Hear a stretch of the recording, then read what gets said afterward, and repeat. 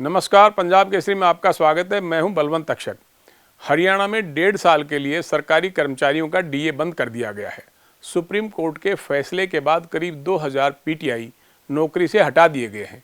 Corona संकट के चलते बहुत से कच्चे कर्मचारियों को छंटनी की मार झेलनी पड़ी है। एक तरफ लंबे समय से जहां जेबीटी शिक्षकों को भर्तियां निकाले जाने की प्रतीक्षा है, वहीं दूसरी तरफ बहुत से युवाओं को अपनी नियुक्तियों के लिए एसएससी से परिणाम जारी होने का इंतजार है। आइए देखते हैं मौजूदा हालात पर क्या कहती हैं हरियाणा की पूर्व शिक्षा मंत्री गीता भुक्कल। कर्मचारियों का डीए अगले साल तक बंद। कर्मचारियों से बिना पूछे काट लिया वेतन। स्कूली बच्चों से भी वसूल किए 5-5 रुपए। किसानों से दान में ले लिया अनाज। पीएम और सीएम रिलीफ फंड का पैसा कहां गया? महंगाई की मार के साथ बढ़ाए पेट्रोल और डीजल के दाम। संकट की घड़ी में सरकार के ये कैसे फैसले? देखिए, हरियाणा सरकार तो स्कीमें बंद कर रही है। अब आप डीए की अनाउंसमेंट उन्होंने कर दिया है कि 2021 तक जो है उसको बंद करेंगे। पहले कर्मचारियों से बिना पूछे उनकी सैलरी का काफ़ी हिस्सा जो है corona relief CM relief fund में दे दिया। तो आज हरियाणा सरकार से कर्मचारी पहले ही बहुत ज़्यादा दुखी है, ऊपर से महंगाई की मार है, पेट्रोल डीजल बढ़ रहा है, हर चीज़ के दाम बढ़ रहे हैं, प्रोडक्शंस हो नहीं रही हैं। ऐसे में कर्मचारियों पर एक और मार सरकार ने आज करने का काम किया है कि उनका डीए जो है, अभी तो जैसा कि आदरणीय चौधरी भूपेंद्र सिंह हुड्डा जी ने कहा कि 2021 तो कहने के लिए ही है, और भी आगे करेंगे। तो इसमें कर्मचारी जितने भी संगठन और हरियाणा सरकार के कर्मचारी हैं, उनमें काफ़ी ज़्यादा रोष है। सरकार को इस तरह से ऐसे संकट की घड़ी में अपने कर्मचारियों के साथ इस तरह का कोई भी फैसला नहीं लेना चाहिए। हम इसकी निंदा करते हैं। संकट काल में सामाजिक संगठनों ने दी मदद। सरकार की तरफ से संकट काल में क्या हुआ? डीए और एलटीसी बंद, कच्चे और एडहॉक कर्मी निकाले। सरकार का दिवाला निकल गया क्या? वित्त विभाग नहीं संभाल पा रहे सीएम। सरकार की वजह से कर्मचारियों में रोष। देखिए, एक तो सरकार कर्ज ले रही है, जैसा बजट सत्र के दौरान ही उन्होंने बताया कि इतना ज़्यादा कर्जा लिया।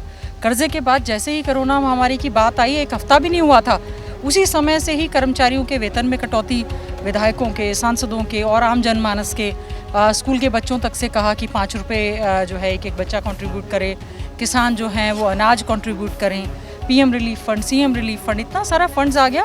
और ये हमारा अधिकार है सरकार से जानना कि जो पैसा सरकार के पास आया है वो आखिर खर्च कहाँ हो रहा है। क्योंकि कोरोना जैसी वैश्विक महामारी जो आई, उसमें हमारे सामाजिक संगठन या इंडस्ट्रियल जो हमारे हाउसेज हैं या दूसरे लोग हैं, उन्होंने ही कोरोना वॉरियर्स के लिए या दूसरों के लिए हेल्पिंग हैंड किया। सरकार की तरफ से बहुत ज़्यादा कहीं सुविधाएं नहीं रही। और बड़ी हैरानी की बात है, एक तो आप लोन ले रहे हैं, दूसरा आप बीए की किश्त की अभी अनाउंसमेंट की, और बहुत सारी चीज़ें, चाहे वो एलटीसी की बात है या कर्मचारियों को और ज़्यादा बेनिफिट दिए जाने की बात है, या जो कच्चे कर्मचारी या एडहॉक पे या डीसी रेट पर लगे हुए थे, उनको ये सरकार निकालने का काम कर रही है। ज़्यादातर विभागों में हमने तो खासतौर से यहाँ पे देखा, पीडब्ल्यूडी के कुछ कर्मचारी हैं जो 15-15, 16-16 साल से लगे हुए हैं। आप उनको सैलरी नहीं दे रहे हैं। बहुत सारे रेगुलर कर्मचारी ऐसे हैं जिनका कहना यह है कि 2-2, 3-3 महीने से उनकी सैलरी नहीं आई है। इतना जल्दी सरकार का दिवाला क्यों निकल रहा है, या इनकी मैनेजमेंट में कमी है? क्योंकि इस बार माननीय मुख्यमंत्री जी स्वयं वित्त मंत्री हैं। लग रहा है कि उनसे सही ढंग से ये वित्त मंत्रालय जो है मुख्यमंत्री के साथ साथ संभाला नहीं जा रहा है। और हमने तो कहा है कि कोरोना जैसे इशू पे हम कम से कम कोई भी राजनीति इस समय नहीं करना चाहते। हम हर सरकार के उस फैसले के साथ खड़े हैं, लेकिन अगर सरकार गलत फैसले करेगी तो हम लोगों का आवाज़ उठाना लाजमी है। सरकार का रवैया द्वेषपूर्ण। पीटीआई को एक कलम से दिखा दिया बाहर का रास्ता। कोर्ट के फैसले पर एसवाईएल का पानी क्यों नहीं ले आई सरकार? जेबीटी शिक्षक लंबे समय से कर रहे भर्ती का इंतजार। सरकार कर रही युवाओं का भविष्य खराब। हरियाणा बैकफुट पर आ चुका है। 1983 जो पीटीआई के कर्मचारी, जो हमारे पीटीआई टीचर्स निकाले हैं, जिन्होंने बहुत ही अच्छे खिलाड़ी जो है वो पैदा प्रदेश में किए, जिन्होंने पूरे विश्व में हमारा जो है नाम रोशन किया है। सरकार को एक तो सहानुभूति पूर्वक विचार करना चाहिए, कोई ना कोई रास्ता निकालना चाहिए कि ठीक है, सुप्रीम कोर्ट का फैसला है। सुप्रीम कोर्ट का फैसला तो एसवाईएल के मामले में भी हमारे हित में था, तो आपने उसको क्यों नहीं एग्जीक्यूट करवाया? और जबकि इस फैसले में कहा है कि आप इस जब अनलॉक हो जाएगा उसके 5 महीने के बाद आप प्रक्रिया शुरू करेंगे, जबकि इन्होंने एक ही कलम से उनको बाहर का रास्ता दिखाने का काम किया है, जो कि बड़ा दुर्भाग्यपूर्ण है। हम सरकार से अनुरोध करते हैं कि इन पीटीआईज़ को, जो कि डिमिनिशिंग कैडर में अब आ गया है, आगे से आप उनको भर्ती नहीं कर रहे हैं, तो आप एक तो सहानुभूतिपूर्वक उनके परिवारों पर भी विचार करें।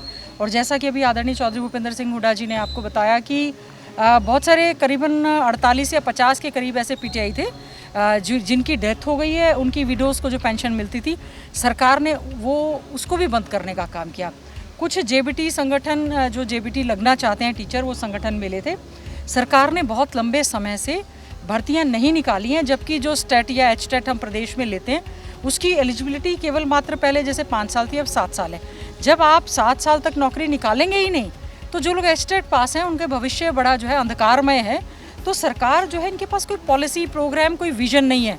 सरकार को एक विजन के साथ काम करना चाहिए। जो पढ़ा लिखा युवा आज डिप्रेस्ड हो गया है, जैसे ही कोरोना का 1 हफ्ता हुआ, मुख्यमंत्री जी ने फटाफट से आके ये कहा कि साल भर तक हम लोग नौकरी कोई भी नहीं निकालेंगे, जिससे कि युवा बहुत ज़्यादा मायूस हुआ।